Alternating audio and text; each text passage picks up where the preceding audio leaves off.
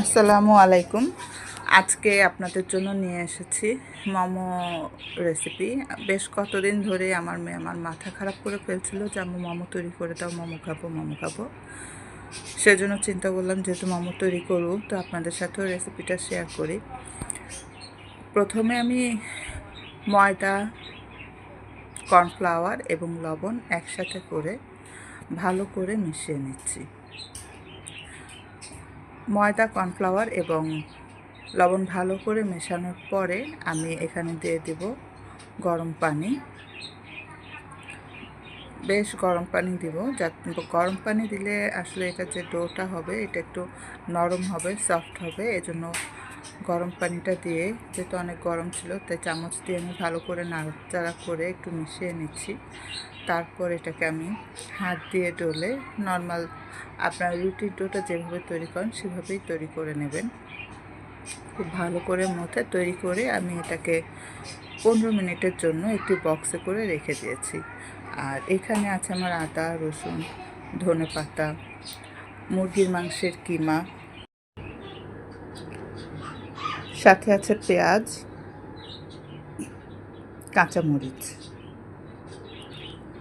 মুরগির মাংসের কিমার সাথে আমরা প্রথমে পেঁয়াজ, কাঁচামরিচ, তারপরে ধনেপাতা, সামান্য পরিমাণে লবণ দিয়ে ভালো করে আমরা মিশিয়ে নেব।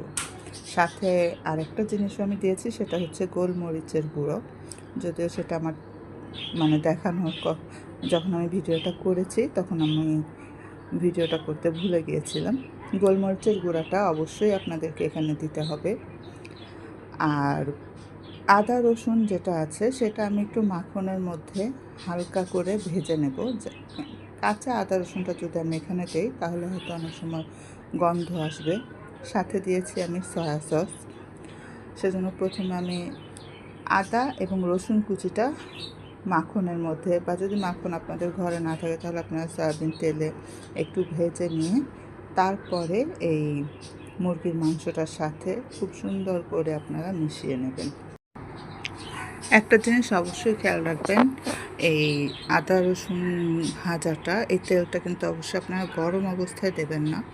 এটা কিছুক্ষণ রেখে ঠান্ডা করে তারপরে আপনি মুরগির মাংসের সাথে ভালো করে মিশিয়ে নেবেন। কারণ গরম যদি তেলটা আপনি দেন তাহলে হয়তো মাংস উপরে যেখানে গরম তেলটা পড়বে সেটার সাথে সাথে সিদ্ধ হয়ে যাবে। তো সেজন্য এটা একটু ঠান্ডা করে তারপরে অবশ্যই মাংসের সাথে সুন্দর করে ভালো করে আপনারা মিশিয়ে নেবেন। এরপর আমরা চলে এলাম রুটি তৈরিতে। ডোটা 15-20 মিনিট রাখার পরে দেখবেন বেশ সুন্দর সফট হয়ে গেছে। তারপর এটাকে আমরা আরেকটু মথে নিয়ে তারপরে ছোট ছোট করে রুটি বানিয়ে নেব। আপনি আপনার ইচ্ছে মতো, যদি বড় করে খেতে চান তাহলে একটু সাইজটা বড় করবেন, আর যদি একটু ছোট করে খেতে চান তাহলে ছোট ছোট সাইজ করবেন। তবে এটা আপনার ইচ্ছার উপরে। আমি খুব সুন্দর করে ছোট ছোট করে কতগুলো, এখানে যদিও বড় দেখা যাচ্ছে কিন্তু আমি পরবর্তীতে একটু কেটে সুন্দর করে সাইজটা করে নিয়েছি। এক একজন এক একভাবে ডিজাইনটা করে নেয়, আপনারা আপনাদের ইচ্ছা মতো যেমন ভালো লাগে সেই রকম করে শেপ দিয়ে তৈরি করে নেবেন। তো আমি বিভিন্ন ধরনের করেছি, একরকম করে করিনি, যেমন ইচ্ছে হয়েছে সেভাবেই করেছি। আপনারা আপনাদের ইচ্ছে মতো আকৃতিগুলো দিয়ে নিতে পারেন।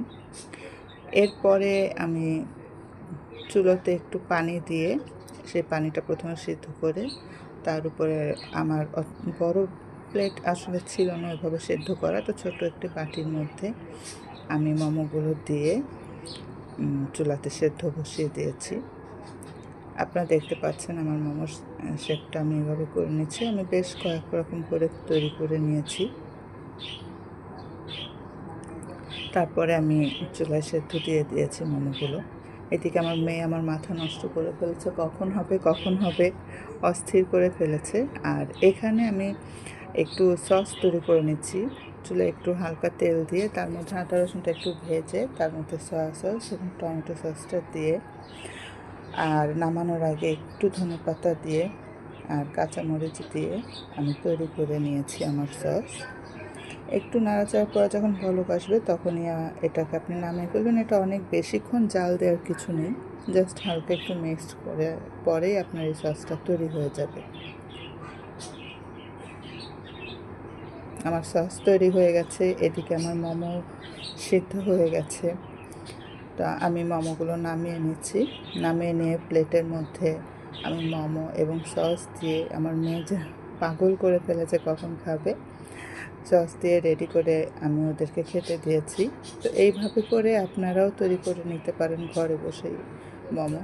খেতে খুবই মজা লাগে, খুব বেশি সময়ও লাগে না। জাস্ট শুধু কিমাটা যদি আপনার ঘরে তৈরি থাকে তাহলে আপনি যখন তখন বাচ্চাদেরকে মোমো তৈরি করে টিফিনেও দিয়ে দিতে পারবেন।